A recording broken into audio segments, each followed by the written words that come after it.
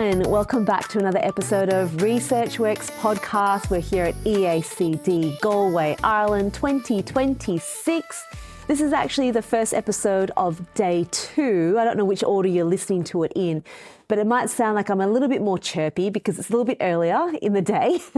I've had a good sleep, I've had my coffee, and I also have a dear friend on the show today. So welcome live in person, Dr. Ginny Paleg. Woohoo! So excited to be here, even though we are missing tea time. Yes, we'll make sure you have some of the tea. Well, we'll see what's actually available. The other day, yesterday, I completely forgot to eat and drink the whole day. Which is probably why we're a little bit tired towards the other day. Wait, have you not had a scone with clotted cream? No. They have bread here that, like, it's sort of like a biscuit, and then they put this incredible jam, and then I swear to God, they put whipped cream on top of it, and they call that breakfast. I missed that. Best country ever. Okay, well, I'm going to need to make sure I rectify that very soon. Please do. Clotted cream. With a scone. With a scone. I do love scones. Ginny, you stand out today. You are in bright pink. Got my ABBA wings. Yeah, your ABBA wings. And your F-Words dress. We have just finished our F-Words session on the F-Words lens tool. Thank you for coming and listening. It was lovely. Thanks for the shout out. I got that a few times. That was exciting. We've spoken to pretty much everyone on that panel now. Peter Rosenbaum, Rachel Toplicki, Paula Shaggis, and Hercules Lecce. So you're the last one from the panel for us to chat to about today. And we didn't really set up to have like a distinct topic that we want to talk about. We kind of just wanted to cover the lay of the land and maybe have this conversation reflect some of our usual conversations. It's usually a WhatsApp from you. It's early morning for me. I'll call in and we'll just chat about what we've just seen. I did want to sort of maybe start with talking a little bit about what life has been since the publication of our paper, where we just asked, where is the evidence, DMI and CME? It was published early this year, late last year online. What has been the reaction from your side of the world, and what have you encountered? I think the most interesting thing to me is that people that are doing those techniques didn't reach out. Like the people, we talked to a lot of people before we published. We did. Yes. We contrary to what I see online. We talked to Jake, we talked to Ramon, and nobody came back. Yeah. And I thought that was really interesting because, as Dana well knows, I love to WhatsApp her and chat. Like, I learn by talking with my friends. Yes. Like, my brain is not a complete brain. People joke around here, you hardly ever see me without Rosalind Livingstone because I wouldn't know where to go. I wouldn't know when to go to the loo, like when to eat. You said you didn't eat and drink. If you had Roz Livingstone in your life, you would. So I work best in a community. I'm a hive mentality person. So I thought that we would come back and have a discussion. Yeah. And it felt like a vacuum. You know, there were some interesting things said online. I tried not to read them. Some of them were just like,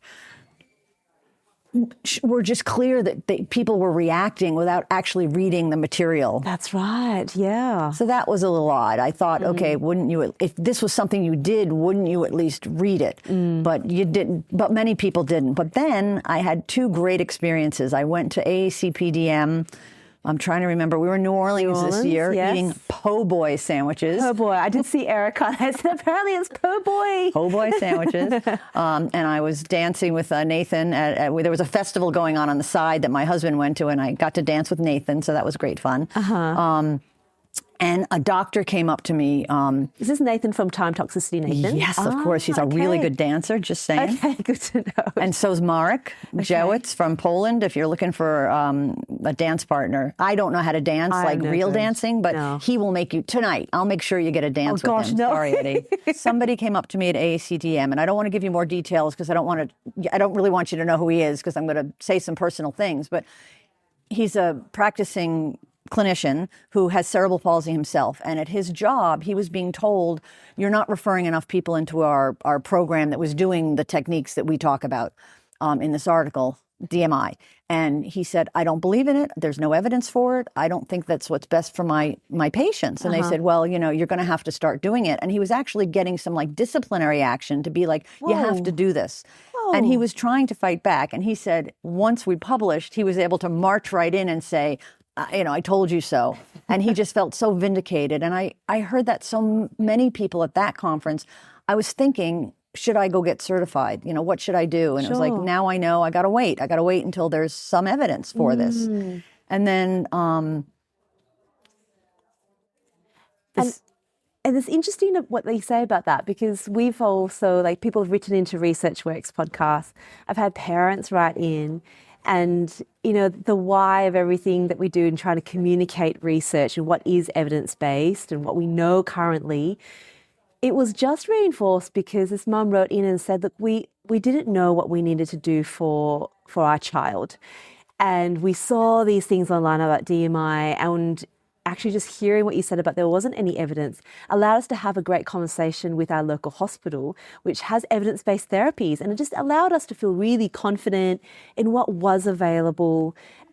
Just because it's not, you know, the sexy posts on social media, it allowed them to make that informed choice. And at the end of the day, it comes down to an informed choice, doesn't it? And that's a great point. Isn't it? Like, It because is. we're not trying to tell people what to do. Right. And sometimes I see that online. It's like, don't tell them to do. I'm like, we're not telling you what to do. We're just saying, we're just actually asking the question, where is the evidence? Because there are ethical grounds here where you are selling an intervention And a training. and a training program that hasn't got any research to show what it does, any adverse events. And we're here at a conference where we're learning about the process of creating research. And we know that there's a long process to looking at that. But if you're going to be selling something and claiming all of these things, you need to have done some of the work, at least, even just some of the work beforehand. When I was at the February conference of the American the American Physical Therapy Association, the Pediatric Academy, that's what everyone said. They were like, now I know I don't even have to look any further. Like, until something's published, I'm good. And that was really heartening too, because there's just so many like-minded people, as you know, by the amount of people that listen and learn from all the different people that you expose us to. So I think we can move forward. And what our session today was on was the underlying mechanism. How is this thing supposed to work? Yeah. And so when I read the replies, like the new CME article actually says in it, we don't need the child's cooperation. Yeah. The child doesn't need to be actually doing anything. So that's exactly against everything that we know. That's right. That was really interesting. That was recently published. That was interesting to read, wasn't it? I think you forwarded that one through to me. And for that to be written as part of their methodology, their mechanism, again, it's interesting because there's a lot of so-called alignment with what they believe is their mechanism with words that we would use for our real evidence-based interventions. And that really skews the picture, makes it very confusing, doesn't it? Yes, and more on that. Listen to Alvaro Hidalgo Robles, Neurowashing, the article we're writing about that, because that's when we dig into that. Because even in the DMI article that they just published about what they're doing, they talk about child active, but it's not the right child active. It's the spinal cord level, postural reactions, reflexes. And we know from large scale studies that that's not how we learn volitional movement or functional movement. So you can balance on a ball, you can balance on a plinth, but that's not going to get you balancing on the floor. That's right. So when I think of my friends that are doing DMI, friends that I respect, families that I really want to listen to, I'm trying to dial down, what are you getting excited about? And what they're getting excited about is that the child looks to be doing something. Yeah. And so I want to listen to that. I must not be doing enough. I must be not helping your child to be active and participate in the way that you want, because you're still looking at them doing it in a way that's not volitional and thinking that that's a good thing. So I'm trying to dial down on that. Yeah, and that's such an important point, isn't it? Because I've often wondered that as well. You know, what is the pull? And I think ultimately what people are looking for is their child doing something. And it can look like their child is doing something, and it's effortful. I think, you know, we've equated a lot in everything that we do, right? But if you work really hard at it, no pain, no gain. That's right. And that must be the process of it. But we're trying to really outline here, especially with the framework that is the F words, that when you're a child, learning has to be motivating. It has to be fun. And like I said the other day in another episode, was fun. This is what Coach Bennett said on my Nike Run app. And when he said it, I had stopped in my tracks, and he literally said, fun doesn't mean it's easy. It just means we're enjoying the journey. And there is that whole process of thinking that fun is a little bit frivolous. You know, it's not hardworking enough. Have you encountered that before? I think I really want to be aware that fun is just an exemplar of personal factors. Beautiful. So what is it about your person that you enjoy? And so, yeah, it's what fun is it to be balanced on a board with an adult with really strong muscles and a strong back, aligning gravity so that it looks like you're sitting. And then everybody gets so excited. Oh, look, they're sitting. That must be fun because you're sitting. But that's not the point of childhood. The point of childhood is to sit on the floor, which doesn't move, to learn how to do that yourself. And then eventually maybe using a compression garment or a supportive system so your hands are free so you can play with your sibling. You can pet the dog. You can eat the food off the floor, which you're not supposed to be doing in most countries. But that's the fun. The fun is I want to be doing this. And in these techniques, there's no choice. The child isn't saying, this is what I want to do. When I'm in a session and my child starts crying, first of all, I'm not the one holding the child, right? The mother is, or the father, or the caretaker, the grandmother. If the child gets upset, we immediately stop and redirect and follow the child's lead. Yeah, and that is incredibly important. And I think that listening, making sure the children have their voice is important because that's communication. It's human rights. Human right. Let's go back to that one, right? Because some of our children don't have an avenue to be able to communicate, and crying might be the only way they can tell us. And if we're constantly just going, well, we're just going to push through, this is part of the process, what are we doing for that child and the belief in what they can influence in the world? Because you're going to want them to have a voice when they go to school, and that's Make sure you listen to that Olivia Dahl episode. Yeah, it was a really good one, wasn't it? That article just really touched me to the core of what are we doing? What's the point of childhood? And as one of the slides I think Peter might have had, you only get a childhood once. Yeah, that's right. And what are you going to do with it? It's precious, isn't it? What are you going to do with those first 1,000 days of the height of neuroplasticity? Yeah, that's right. And I think the other point about, as you say, neuroplasticity, you think about all the components of what neuroplasticity is, right? And we've spoken about fun in the context of personal factors and motivations, which is a really big part of it. The task specificity part, which you touched on there about balancing on boards and seeing it looks like they are doing something, I would say that I have no doubt there is an improvement on that because they're task specifically working on sitting on a board. And I think sometimes when people look online, on social media, they've got the before and afters, which you're not really meant to do in the medical field, but if you've got before and after, it looks like there's been a change. Apart from the fact that you don't know when it was filmed, what were the conditions, all of the factors, what other therapies they might have had. So there's a lot of problems with it, which is why it's testimonially not meant to do it. The change might also be the fact that they are practicing something that doesn't really have a lot of meaning in real life, but over and over and over again. So you are, in my view, I think you're just increasing the time it takes to achieve the actual goal you're looking for, because you're doing it in this artificial environment, and then there's a whole process of learning it in the real environment. What do you have to say to that? What do you think about that? I think that's David Frumberg's time toxicity. Like, don't learn something stupid, like learn something useful. You know, I think of all the time I spent trying to learn how to ballet on little short skis. Like, why did I do that? All I did was mess up my knee. I had much more fun on the moguls. You know, so do the thing you want to be doing. Yeah. What do you say to people who are sort of wondering if we can dabble in a bit of everything? The whole toolbox mentality. I know Alvaro's got a lot to say about that, so I'll ask him about that as well. But, you know, when people kind of go, well, it's just part of my toolbox, I see a lot of that, you know, like I'll pick. I'm a therapist. I can pick what it is that I feel will work. What are your thoughts with that? Dial down on the mechanism. So my very good friend who's doing DMI, and I ask her, what's the thing? And she says, oh, I really like the distal control.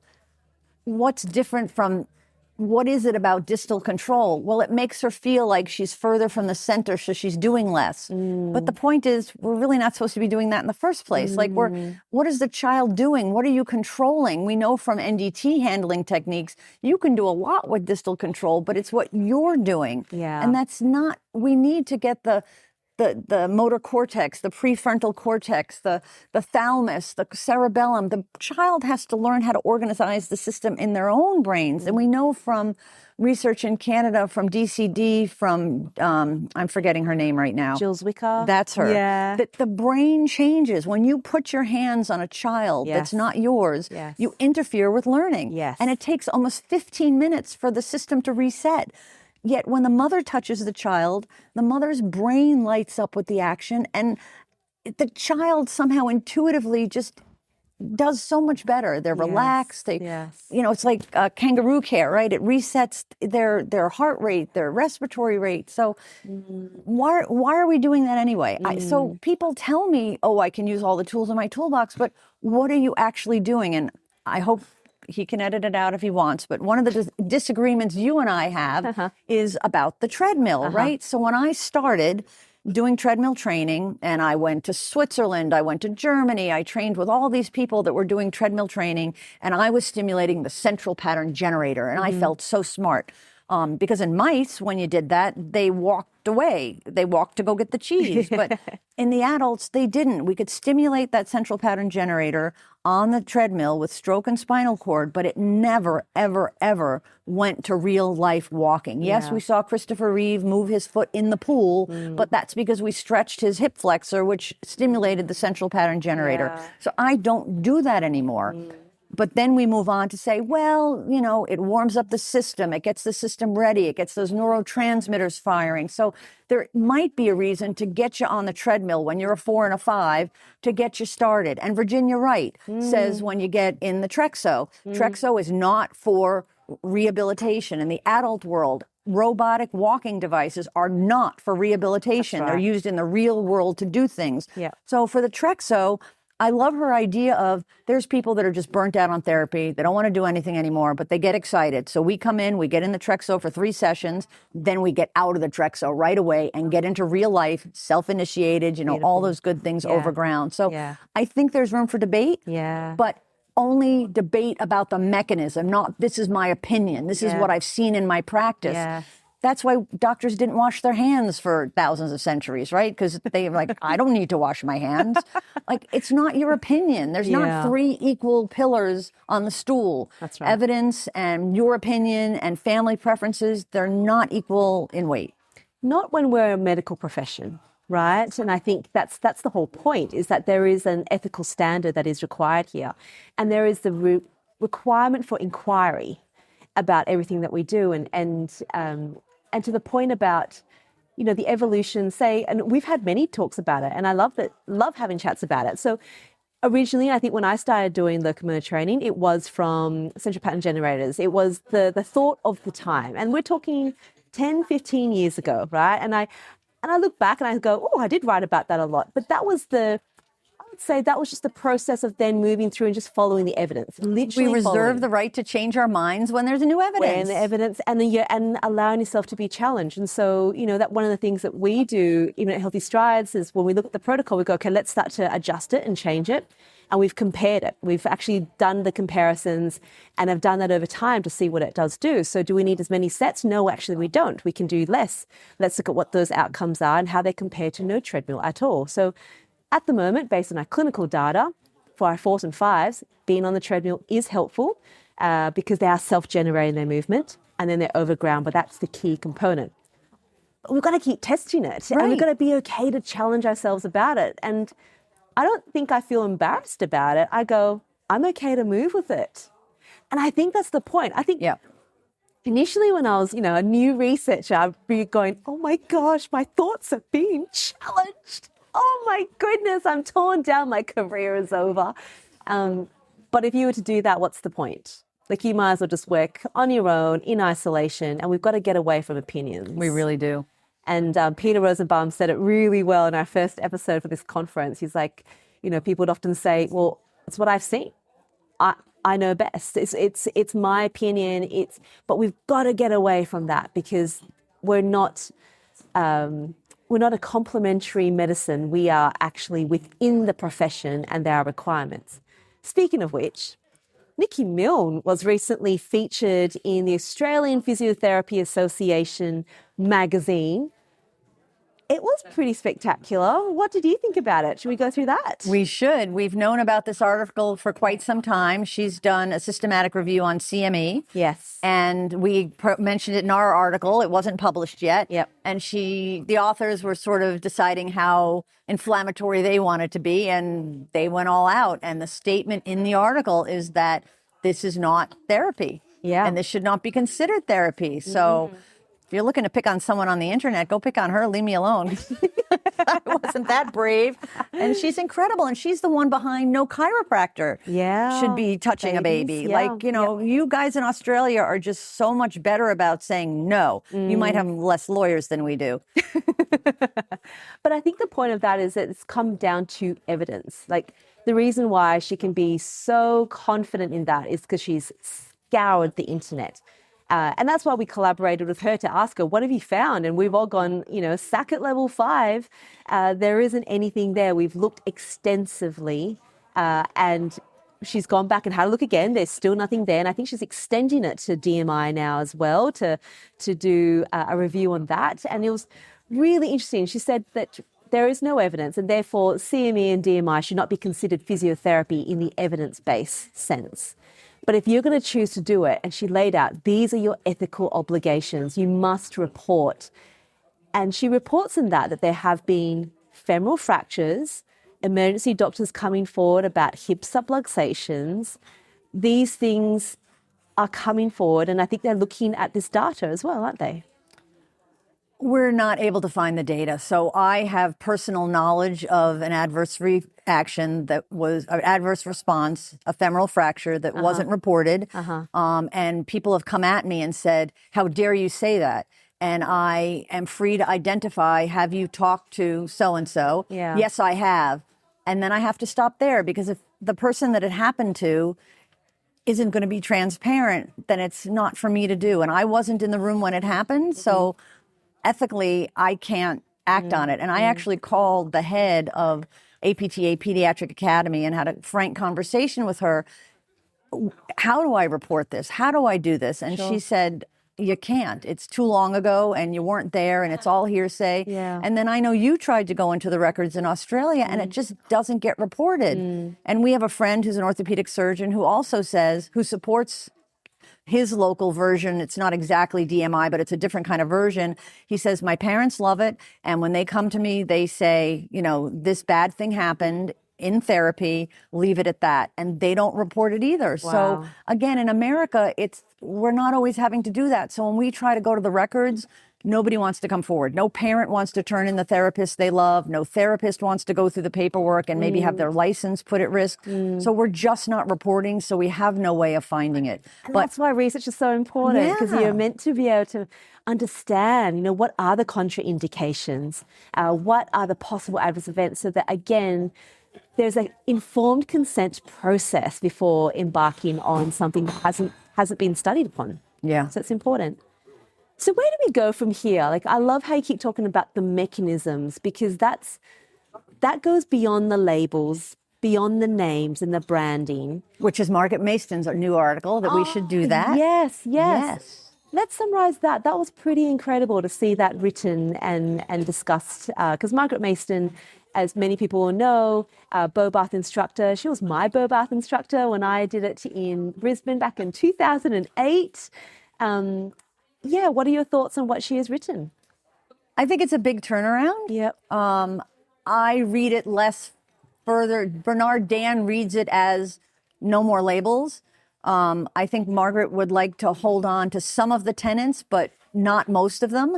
And then I think another exciting piece is Jenny Carroll's going to be the next president of EACD, and she's actually changed the name. So it's not the Bobath Center anymore. So I think we've got these big leaders, big thinkers, big people that are talking to other people, that understand that we have to question the foundation. So there might have been things about Bobath and NDT that we did find helpful, but it was built on 1950s, really 1800s, ways of thinking of motor learning. So you can build a new house, but the foundation is still cracked. Yeah. So unless we can get away from facilitation, handling, this deep assessment, which never gets to the functioning. Like everybody does it differently. So because everybody's doing it differently all over the world, it makes more sense to talk about ingredients and does. mechanism. That's right. And I think that's the way that we can move forward. What are you most excited about now, Ginny? You've got a really great lay of the land, like what's happening. You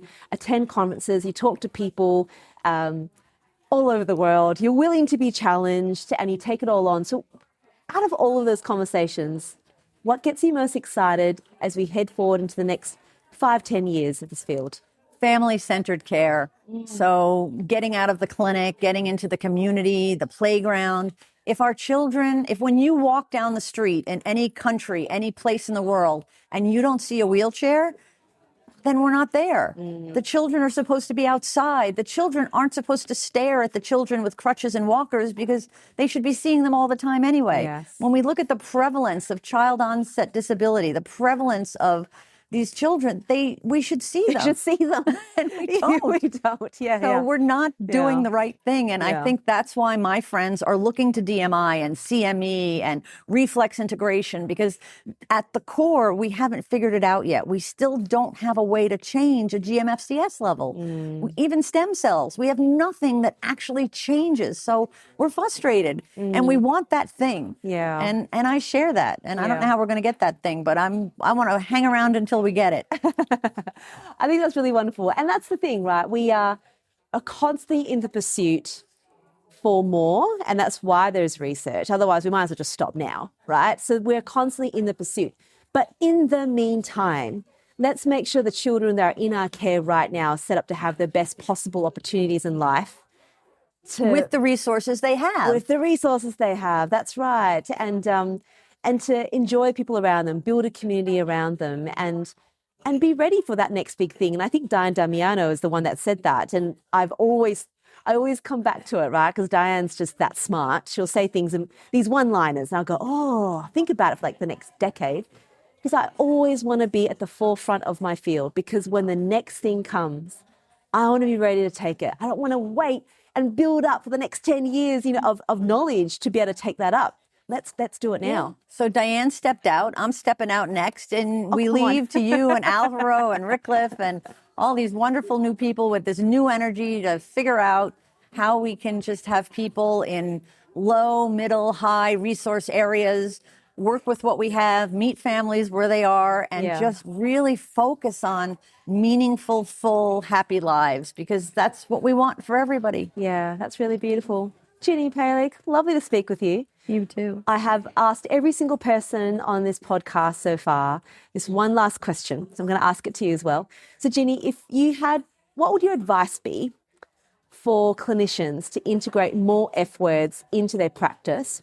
What would that advice be? Think what's meaningful for you.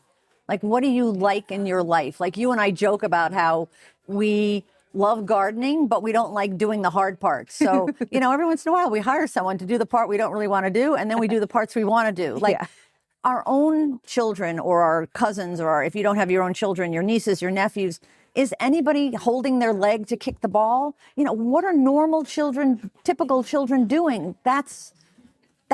Just keep thinking what the real world looks like and don't get stuck in your therapy brain. That is beautiful. Thank you so much, Ginny. Thank you. Gosh, all of our listeners, I hope you really enjoyed that. What a great conversation. One more thing. When you listen to the regular podcast, don't stop at the end. You have to listen. There's outtakes in there that are absolutely hysterical. I don't turn it off now until the music stops, because Eddie says incredible things. Oh my God. So please make sure you get the outtakes. Okay. We'll make sure that we'll continue doing that. It's usually after we say to stop, we usually keep joking around after that, and it's always fun. It's because it's great having conversations. That's the key for everybody. You need community. You need friends. You do.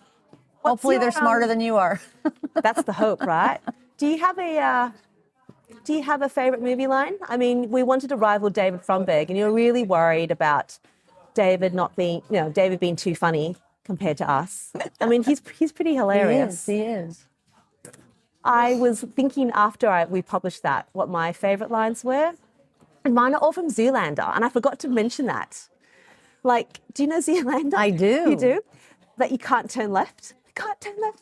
And then when I see little like miniature sculptures out and about, I'll be like, oh, this needs to be at least 3 times bigger. And every time Ed does a really quiet cough because he doesn't want to cough loudly in the podcast, I'll go, I've got the minus lung pop. Anyway, that could be our outtake. To all of our listeners, I hope you really enjoyed that episode. There's so much more to come. I'll talk to you all again really soon. And come to Athens. Come to Athens. Bye, everyone. Thank you.